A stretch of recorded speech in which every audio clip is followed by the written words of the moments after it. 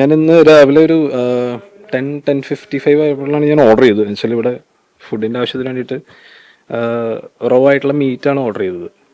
അപ്പോൾ സെപ്റ്റോയിലാണ് ഞാൻ ഓർഡർ ചെയ്തത്. ഓൾമോസ്റ്റ് ഒരു 8 to 10 മിനിറ്റ്സിനുള്ളിൽ ഓർഡർ എനിക്ക് വന്നു.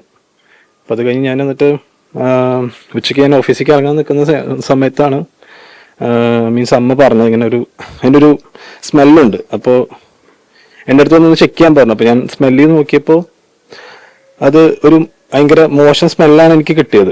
അപ്പം ഞാൻ പിന്നെ ഒന്ന് നോക്കി, മീൻസ് ഇതിൻ്റെ കവർ വന്നതാണ് ഞാൻ അപ്പോഴാണ് ശ്രദ്ധിക്കുന്നത്. കവറിൽ നോക്കിയപ്പോൾ ഒരു എക്സ്പയറി ഡേറ്റ് ഞാൻ നോക്കിയപ്പോൾ ഓൾമോസ്റ്റ് ഒരു അതായത് 11-ാം തീയതിയാണ് അതിൻ്റെ എക്സ്പയറി ഡേറ്റ്.